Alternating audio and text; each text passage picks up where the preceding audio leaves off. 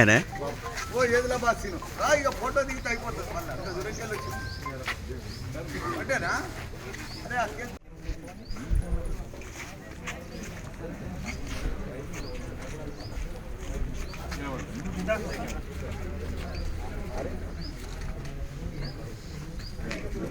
పైన సామర్పేటలో నా ఫిర్యాదు చేసిన కదా దాంట్లో వాస్తవం ఎంత?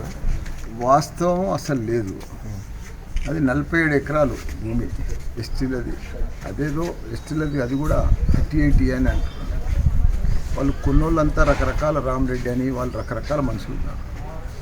వాళ్ళకు 38 కింద ఏదో డబ్బులు అడిగారు, వాళ్ళు ఇచ్చిర్రు. మధ్యవర్తులు కొందరు తిన్నారు. అంతేగాని ఆ భూమిలో కానీ ఆ 47 ఎకరాల్లో కానీ ఎక్కడ కూడా నా పేరు లేదు, నాకు ఆ భూమిలో సంబంధం లేదు, ఆ డీల్ తోటి కూడా నాకు సంబంధం లేదు. అదే చేసిర్రు వాళ్ళు, కోర్టుకు వెళ్ళి ఆర్డర్ తెచ్చి ఎఫ్ఐఆర్ బుక్ చేయమని తెచ్చిర్రు. నేను కూడా ఇప్పుడు రాసిచ్చిన, నేను కూడా కోర్టుకు పోయి నాకు సంబంధం లేదని నేను కూడా కోర్టు ఎలక్షన్ అయిన వెంబటే మీరు రాత్రి రిజిస్ట్రేషన్ చేసే ప్రయత్నం చేసిన అది కాదని అవాస్తవం అని చెప్తున్నారు. సరే, ఏదైనా ప్రభుత్వ కక్ష సాధించారు? దీంట్లో కక్ష ఏం లేదు. ఏనే ఓ ఏదిలా బాగా సీను రా ఇక ఫోటో దిగితే అయిపోతుంది మళ్ళీ అంత దూరంకెళ్ళి వచ్చింది అంటేనా అరే ఆ కేసు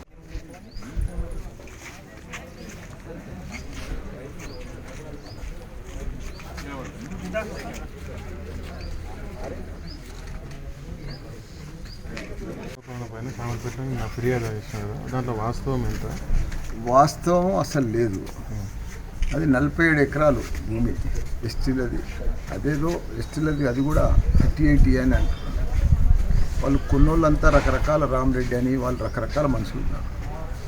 వాళ్ళకు 38 కింద ఏదో డబ్బులు అడిగారు, వాళ్ళు ఇచ్చిర్రు.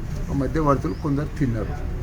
అంతేగాని ఆ భూమిలో కానీ ఆ 47 ఎకరాల్లో కానీ ఎక్కడ కూడా నా పేరు లేదు, నాకు ఆ భూమిలో సంబంధం లేదు, ఆ డీల్ తోటి కూడా నాకు సంబంధం లేదు.